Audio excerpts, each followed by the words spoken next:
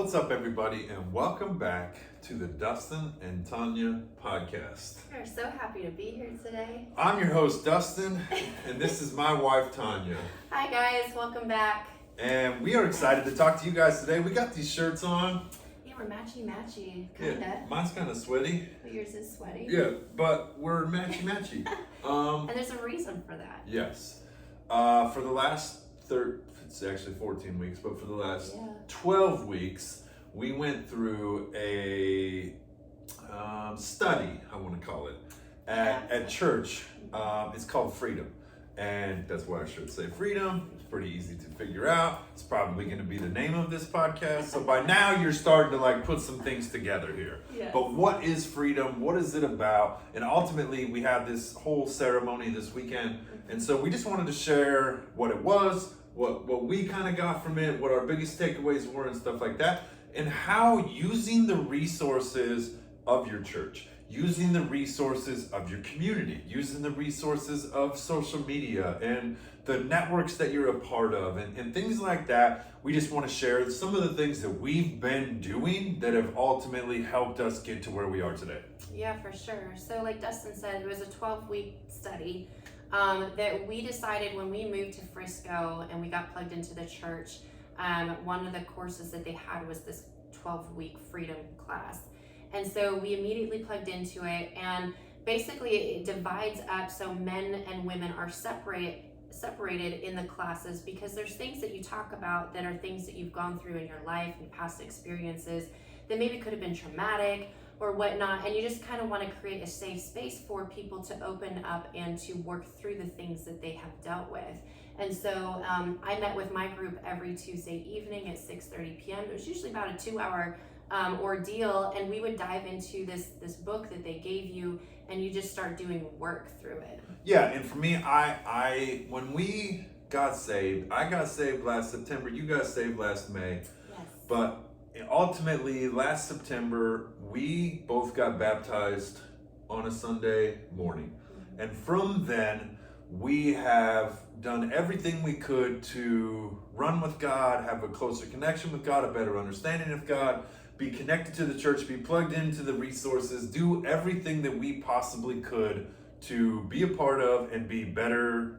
I don't even like to call them Christians, to be better followers of Jesus. And so from that point, we have done everything we could to do the things that were available to us. And so immediately when we moved here in January or December of the end of the last year, I immediately started going to a Saturday morning group called Mighty Men, and it's where all the men go on Saturday morning at 7 a.m. I immediately plugged into that. And from there, 2 weeks later, I had the opportunity to start Freedom, which was literally right after Mighty Men on Saturday morning. So from 7 a.m. till basically 11 a.m. every Saturday for the last 14 weeks, I have been at the church as a part of. Now, on top of that, we would also go to marriage on Wednesday night, encounter night, Sunday mass, this is what we did, right? So we dove straight into it, and that's actually going to be part of what I talk about today.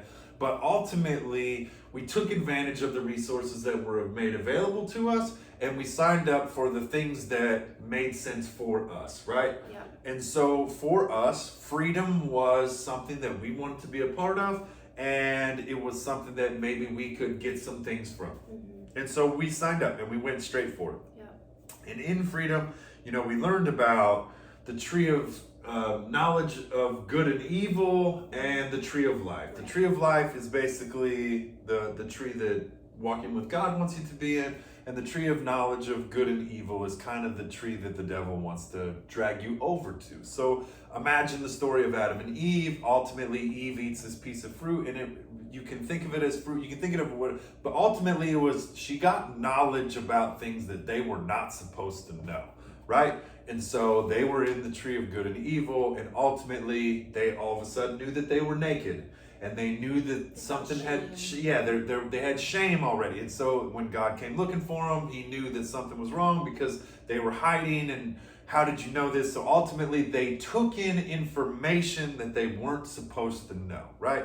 So long story short, that is ultimately what freedom is stopping some of the information and helping us become free of some of the things that have held us back from the choices we've made in our past, some sins we have committed, Or some things that have happened to us things that were out of our control. absolutely. Yeah. All of these things was basically what freedom was about in a 30-second version of what it was. Yeah. Right? And it was available to our church, so we signed up for it. And ultimately, Tanya and I have done a ton of personal reflection. We've done a ton of personal journey space. We've done a ton of personal growth and development and all this stuff before we started Freedom. So we knew we would probably get something from it, and it was going to be a good opportunity. And what we would do is we would both study for the week, and then we would talk about it amongst ourselves, and then we would both go to our groups, and we would probably talk about it again, and then we would kind of move on to the next week. Yeah, for sure. And I know for me, like, going through it, I had a very open mind. Like, wow, I know that I've done so much work already, so I'm really curious to see what would show up for me. And to be honest with you, throughout the course, there really wasn't a whole lot of like wow moments, because it was like a lot of the stuff I've already worked through. I knew that this had happened, what it caused me. And so for me personally, in the 12 weeks, a lot of what I got from it was an understanding more of God and my relationship with Him, and learning how to build that relationship up and grow closer to God. Yeah, and I dig that. And ultimately, there was some things that came up. Mm-hmm. They were, little. We call them little things, but Yeah. they were still seeds in our life that were causing problems because we're carrying them on. And so, number one, we understand that this is kind of a relationship podcast. Yeah. So the biggest and foremost thing that I want to discuss is that we did it together. Mm-hmm. Although she went to girls group and I went to boys group, we did it at the same time together, so that we were getting free along the way together. And then we knew, like, we literally would sit down and talk about, this is what kind of came up for me, and this is what kind of came up for you, and let's discuss how this has affected us, and things like that. So it also helped us grow in our relationship, Yeah, I think in our marriage. Yeah, absolutely. Because I think, when you're going through the thing together, you're experiencing things, so you know and understand what the other person is going through, what they're experiencing. And of course, as you're working on the same weeks at the same time, you know what can kind of come up out of that, whether it's anger or whatever. And so it made it easier to approach and be like, yo, this kind of came up for me. And they know what you're going through in that type of sense, because we were working through it together. Yeah. So ultimately, it was a cool 12-week course we got to take. I think it was a total of like $40. I think it was $20 to take the course for the book, and then $20 for the celebration. Yeah. Something like that. Either way, it was a very inexpensive, we'll call it free or inexpensive course that ultimately helped us know ourselves better. It helped me and you know each other better, and it helped us have a better understanding with God. And so it was totally worth the resources that were available to us. And I feel like that's a lot of what I'm touching on here is there's a ton of resources available to you at your church, in your network, and on social media, in whatever. Like, if you are struggling with something or someone, reach out to people, reach out to your networks, reach out to your church, reach out to whatever it is that you are connected to. If it's something that you want to discuss, like, shoot us a message. And if we can help, we'll do what we can. But ultimately, don't be afraid and don't sit in silence, because silence is where the devil likes to keep us, is divided and silent, because that's where you die off on your own. So ultimately, that's the most I want to talk about that. Go ahead. Oh, I was just going to talk about, I don't know if you were going to get into the celebration next. Yeah.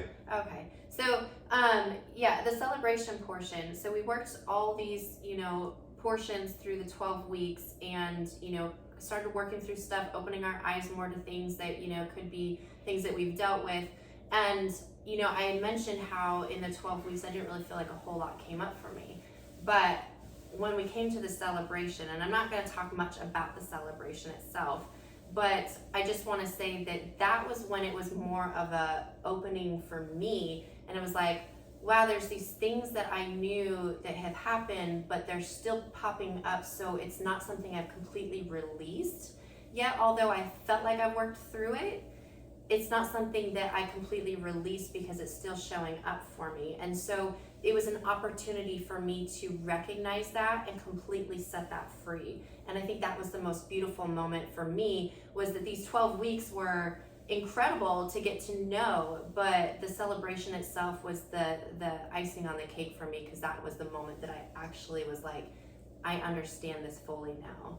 And what it did for me. I dig that. And like you said, we're not at all going to share with you what all happened, but ultimately there was some guest speakers. You know, we worked through some stuff, we prayed on some things, and ultimately became free of sins and pasts and things that have held us back in the past. So some of the topics that we touched on was like pride and mammon, rejection, purity, fear, purity, abuse, shame, and anger. Yeah. And for me, like we said, it was really cool because we worked through a ton of this stuff, and little bits and pieces would come up and discuss them and things like that. And so for me, at the celebration, I had kind of a really cool experience where I was almost joyful.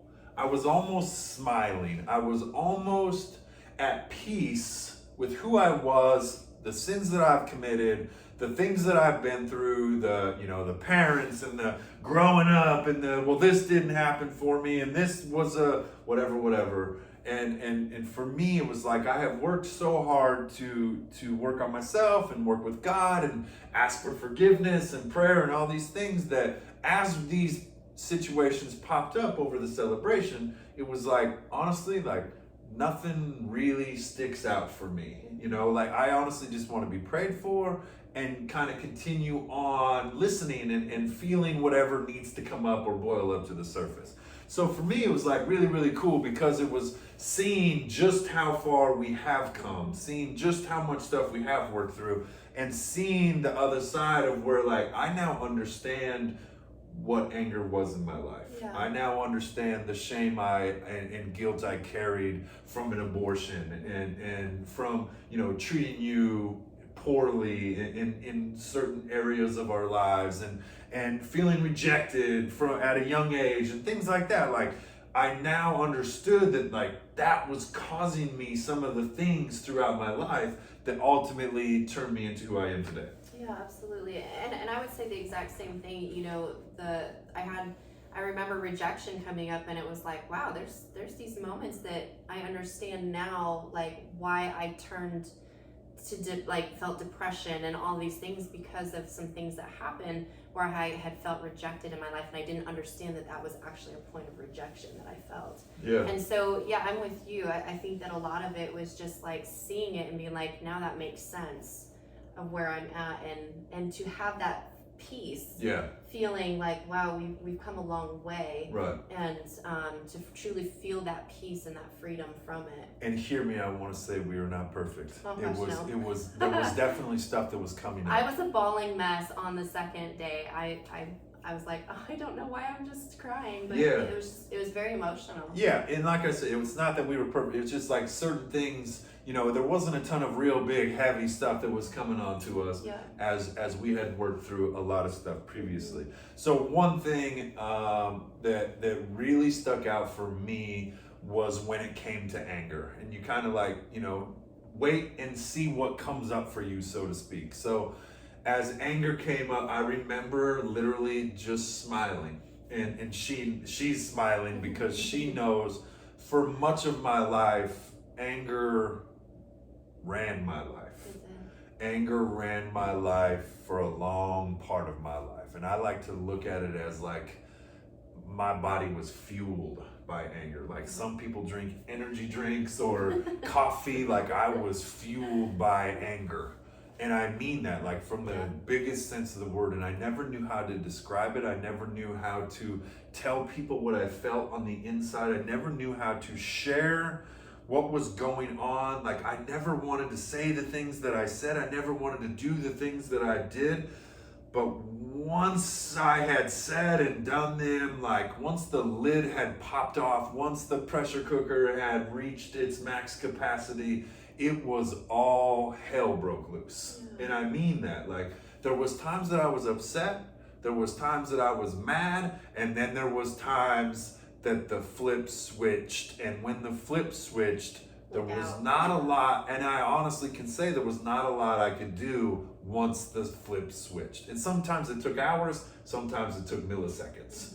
And so Tanya's literally been in a room before where the flip has switched. His eyes turn black and you just step out of the way. Yeah, and There's no like stopping. it's very scary. It's very unnerving. And unfortunately, in my family, we call that the Baumgart in us. Yeah. And so that's my mother's maiden name. That was something that is what I call a generational curse. It was passed down from generation to generation, and nobody ahead of me has decided to end that curse or to stop or to put their foot down and say, this ends with me. And so ultimately, I was the chain breaker of this generational curse. And I know this because it made me smile when it came up.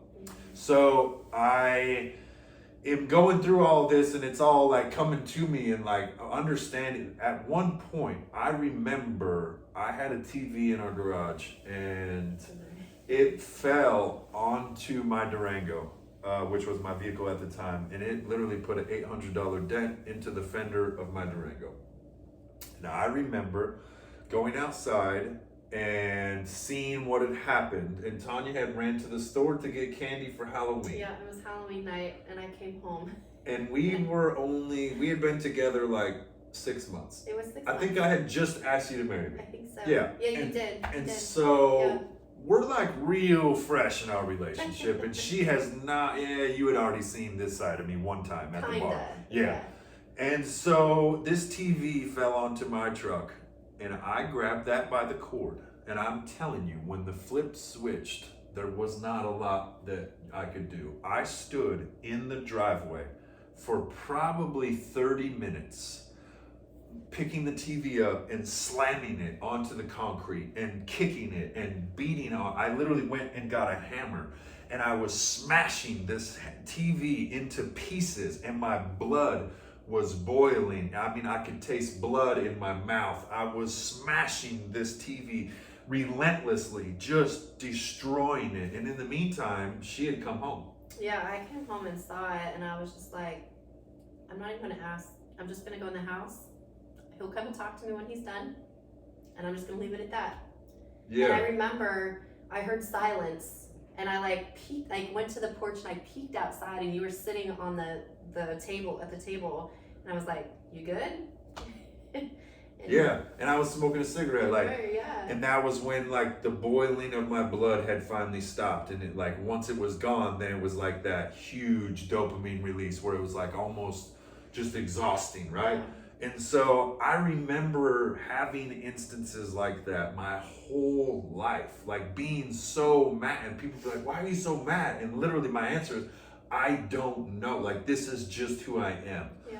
And my mother has had it. We've talked about other family members having it, and we've all joked about like, oh yeah, that's just the Baumgart in them. And like, unfortunately, it's not fun and it's not funny. And for me, it was one of the things that I needed to break. Yeah. Because it's unhealthy, it's uncomfortable, it's so for years now I've been working on mine. And I want to say, like, because like Dustin said, I've been there through witnessing both ends, and to just see the person that you are now, and to like the things that used to completely anger you before and they don't. Like, for instance, last year in Utah, I was driving to go to work, and I backed out and I didn't see the pole, and I swiped the mirror right off of the car. And I went and I was like, oh my gosh, Dustin's gonna be so upset, because I was just used to that, right?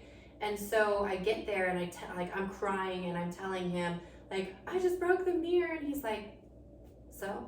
Like, we'll just get a new one. And I'm like, what do you mean? Like, you're so calm. And so like, just to see the change in you from where you were to where you are, like, it's incredible, the work that you've done to reverse that. Yeah, and it's taken tons and tons and tons of work. And I can't say that, freedom was like it was the last straw, so to speak, Yeah. right? That like really made me realize just what, number one, what anger had been in my life, and how free of anger I am today. Don't think I can't get mad. I'll often tell you right now. But it takes a lot. it does, and it's also that like I don't get that boiling, overwhelming, uncontrollable pit in my where I just know, like I said, like taste blood, eyes turn black. Next thing you know, I've said stuff and done stuff that I ultimately did not want to do, but it happened, and that's something that I just had to live with. And so, as we are going through freedom this last weekend, and anger comes up, and I go up to do what I needed to do and pray and all that stuff, like I literally was just smiling, and it was that like, this is how far you've come. This is what it has taken for you to literally become free of your anger and leave it at the cross for God to take, so that you don't have to experience that, so that you don't have to be that person anymore, and nobody after you has to do that again. You faced it, you stopped it, you ended it, you broke this chain. Now we don't have to pass it on any farther. Yeah, absolutely. I think my biggest takeaway from freedom after experiencing it was the ability to, no matter what you face in your life, whether something that's happened to you or whatnot, but the ability to see people with God's lenses. So it's easy to, like we talked about abuse, and like if you were a person who was abused, and like it could be very hard to forgive a person who abused you, but to understand and see people who have experienced things, and to see that they have forgiven those people and they now see them in a different light. It's like they got God's lenses to view these people, so they're no longer seeing them through their eyes, they're seeing them through God's eyes. And God loves everybody, no matter who you are, what you've done, he loves you. And so to be able to see that, and it kind of actually goes back to, we watched a movie a few weeks ago called The Shack, I think it was called, and it kind of like touched on that as well, where when somebody does something, it's hard to see like what they're doing is right. And I'm not saying that people who do evil things are good people and doing, but to understand like what happened to them to cause them to do that. What was their life like? Like, say for instance, if you know your parent abused you, what did your parent experience in their childhood that made them want to be that way, or to act that way, or to think that that was the way that they were supposed to act? And I'm not saying that I'm condoning and saying like that behavior is great. I'm just saying that this course opened my eyes to see that no matter even what they're doing is wrong, to just pray for them and just be like, I don't know what you experienced in your life that made you feel that you have to act the way that you do, but I pray for you, because whatever you experienced must have been completely awful to make you want to do that. And I think it's just to be the ability to look at people differently with God's eyes and love them for who they are. Not saying I condone their behavior or whatnot, but just to love them and pray for them. And I think that was the biggest takeaway that I got from that. Yeah, being non-judgmental, or like, it goes back to generational curses. Like, if that person is that way, there's a good chance that their parent was the same way to them, or a teacher, or somebody was that way to them. So it's a learned thing, and I'm not saying that because you learned it, it's okay. Right. But it's like, now you understand that maybe they've had a tough go at it too. So instead of like, oh, well, that guy's just a psycho or whatever, it's like, what have they experienced? How can we pray for them? Instead of judging them like, yo, don't be like that. How can we pray for them, or hope that they get the help that they need so that they can end it in their lives too? Exactly, yeah. So for me, there was like 200 and some pages that we went through. Oh, yeah. And in the book, so we're going through this book every week, and throughout the whole thing, my biggest takeaway, my biggest lesson from the whole thing, I think my biggest takeaway was the anger thing. My biggest lesson throughout the whole thing was two words, and they're the only two words that are squared in my book, and it's willingness and ability. And as you guys know, if you followed us for any amount of time, last September I got saved. Last September we got baptized together. Long story short, since then we've literally been running 100 miles an hour as fast as we could, with God, for God, to God, as much as we could get, as fast as we could get it. Go all in. Yeah, and we're just head first into this relationship with God and with ourselves and with each other, and it's just been really, really cool. But ultimately, when I'm reading, it was in chapter 4 of the book, and it came down to, it said, when you are saved by God, you are immediately given the ability to have a relationship with God. And I was like, man, so right away, I have the ability to have a relationship with God. Okay, that makes sense. Cool. What does that mean, though? A couple sentences down, it says, so once you have the ability to have a relationship with God, you then enter into a process. And the length and duration and difficulty of said process boils down to your willingness to do the freaking work, in my paraphrase words. But basically, God's saying, look, the second that you are saved, you have the ability to have a relationship with me. Now, from there, you're going to enter into a process to change your mind, change your heart, change who you are, from being a sinner to becoming a follower of Jesus Christ. And so from that point, it comes down to, how willing are you to take that ability and grow with God in your relationship? And like I said, for us, it's literally like, we're at church 3 or 4 days a week, not saying we're better than anybody else. Read the Bible, faith, music, Daniel fast. I've done several fasts since, in the last 7 months. Just a true hunger for more, for God, it's what we talk about, it's what we pray about, it's what we do. And our willingness is immensely larger than it's ever been in our lives. Mm-hmm.